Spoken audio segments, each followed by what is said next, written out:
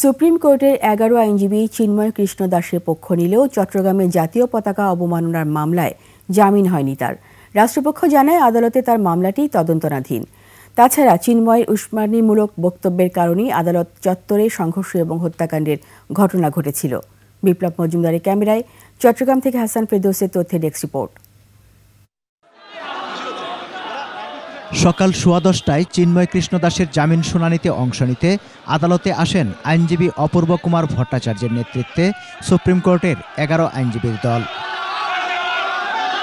বেলা 11:30টায় চট্টগ্রাম মহানগর দায়রা জজ মোহাম্মদ সাইফুল ইসলামের আদালতে শুনানি শুরু হয়। পরে রাষ্ট্রপক্ষের আইনজীবী জানান, উভয় পক্ষের শুনানি শেষে আদালত তার জামিন আবেদন নামঞ্জুর করেন। অত্যন্ত শান্তিপূর্ণভাবে আসামি পক্ষে প্রায় 20-22 মিনিট তারা বক্তব্য দিয়েছেন, তাদের জামিনের সপক্ষে যুক্তি তুলে ধরেছেন।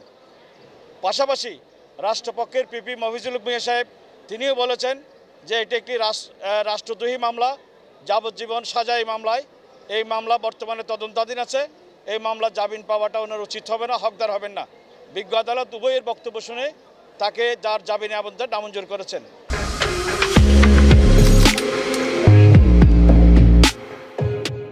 আদেশের বিরুদ্ধে উচ্চ আদালতে যাওয়ার কথা জানান চিন্ময় দাসের আইনজীবী। বিজ্ঞ আদালতে শুনানি হয়েছে, বিজ্ঞ আদালত সন্তুষ্ট হয়ে আমাদের এটা নামঞ্জুর করেছেন। নামঞ্জুর করে আমাদের পরবর্তী কার্যক্রম আইন অনুযায়ী আমরা উচ্চ আদালতে এটা উপস্থাপন জামিন পিটিশনটা। শুনানিতে চিন্ময় কৃষ্ণ দাসকে আদালতে হাজির করা হয়নি। তবে শুনানিকে কেন্দ্র করে সকাল থেকে আদালত চত্বর ছিল নিরাপত্তার চাদরে মোড়া। সে সময় চিন্ময়ের ফাঁসির দাবিতে আইনজীবীরা স্লোগান দেন।